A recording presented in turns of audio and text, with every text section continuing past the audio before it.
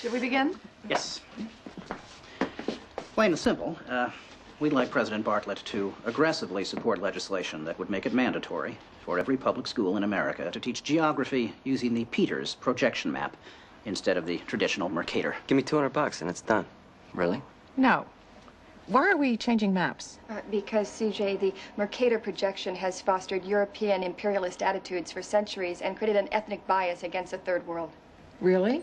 The German cartographer, Mercator, originally designed this map in 1569 as a navigational tool for European sailors. The map enlarges areas at the poles to create straight lines of constant bearing or geographic direction. So it makes it easier to cross an ocean. But Yes. it distorts the relative size of nations and continents.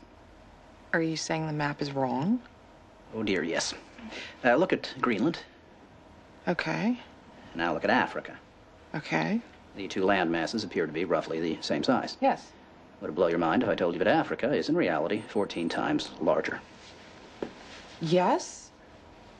Here we have Europe, drawn considerably larger than South America. When it's 6.9 million square miles, South America is almost double the size of Europe's 3.8 million. Alaska appears 3 times as large as Mexico, when Mexico is larger by 0.1 million square miles. Germany appears in the middle of the map when it's in the northernmost quarter of the Earth. Wait. Relative size is one thing, but you're telling me that Germany isn't where we think it is? Nothing's where you think it is. Where is it? I'm glad you asked. The Peters projection. Most world maps you see that are used across the world today are not accurate. Most of them are distorted, most of them are dishonest, in order to make non-Western countries look smaller than they are. This is what the world really looks like.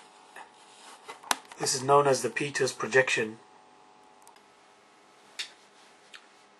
Greenland is 14 times smaller than Africa, which is accurately portrayed here. Look how much smaller England and Europe is compared to Africa and India. And also notice that Alaska looks smaller than Mexico, which is the truth, which is accurate. That's what you need to look out for. Most world maps do not look like this. Most world maps look like this.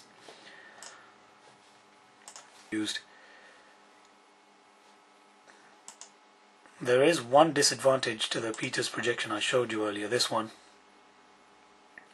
is that it makes the land masses distorted in terms of its shape. It looks all elongated, which is not how it looks on the world map, but it has to be done that way because the world is a sphere, and if you were to flatten it out onto a 2D image like this, you would have to create that sort of elongated shape in order to represent the land areas equally.